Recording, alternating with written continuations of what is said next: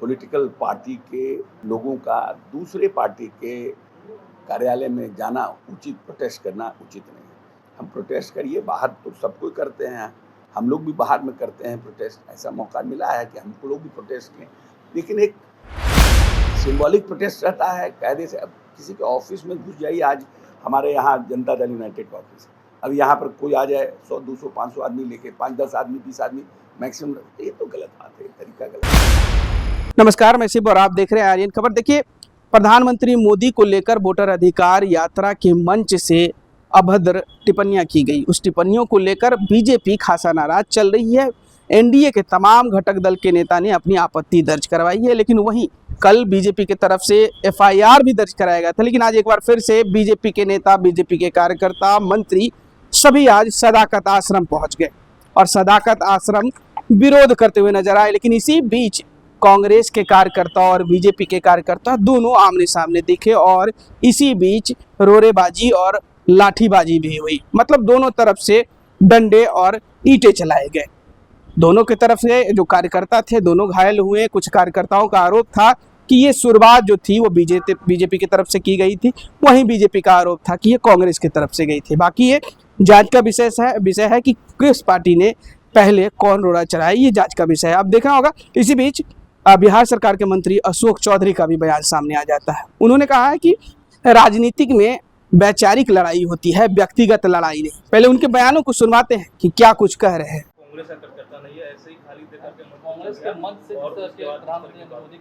देखिए, ऐसा प्रजातंत्र, लोकतंत्र में हम विचारधाराओं की लड़ाई लड़ते हैं, व्यक्तिगत लड़ाई हम नहीं लड़ते हैं। कोई भी व्यक्ति हो, किसी के प्रति भी इस तरह की घटिया मानसिकता से बोलना किसी के लिए भी, ये तो देश के प्रधानमंत्री हैं और देश का प्रधानमंत्री किसी एक व्यक्ति या कोई एक समूह के मदद से नहीं होता। पूरा देश का अधिकतम जनता उनके पक्ष में रहता है, तब आदमी देश का प्रधानमंत्री बनता है। तो इस तरह की भाषा का जितना कड़े शब्दों में निंदा की जाए वो कम है। और हमेशा ये ध्यान रखना चाहिए कि कार्यक्रम अगर खत्म हो गया है तो तुरंत माइक ये सब बंद करना चाहिए। कोई भी व्यक्ति आके इस तरह का भाषण करेगा, इस तरह का अपना, अब सोचिए कि लोगों के मन में कितना जहर है कि ऐसी भाषा का प्रयोग तो हम लोग अपने किसी के लिए करते ही नहीं हैं। इस तरह की भाषा का प्रयोग करना, जो गिरफ्तारी हुई है उनके ऊपर केस चलेगा, मुकदमा चलेगा। पटना में जो आज घटना घटी है, एक पार्टी के लोग दूसरे पार्टी कार्यालय में जाके घुस के तोड़ फोड़ किए, इसको क्या किसी भी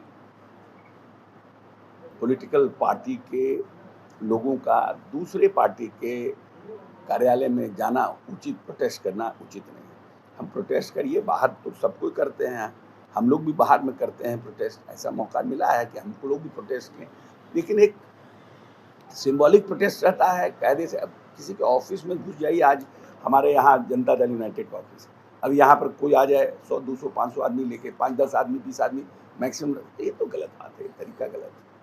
पटना हाई कोर्ट को बम से उड़ाने की धमकी दी है, वो तो हमको पागल सिर फिरा का कोई कमी है। वैसा तो रोज हम लोग को SMS आता है, क्या करिएगा, उसका क्या करिएगा, सिर फिरा लोगों का कोई कमी थोड़ी है।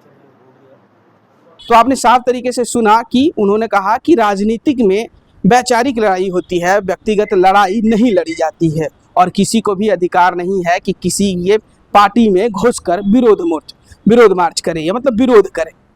ये खासा बीजेपी की तरफ से, कांग्रेस की तरफ से आरोप लगाया जा रहा था कि बीजेपी के जो कार्यकर्ता थे वो अंदर घुसे और मारपीट की घटना घटी। लेकिन अब ये जांच का विषय, अब देखना होगा कि आने वाले दिनों में प्रशासन इस मुद्दे को लेकर क्या कार्रवाई करती है। बने रहिएगा ऐसे तमाम खबरों के साथ। अभी हमें दीजिए इजाजत, बहुत बहुत शुक्रिया।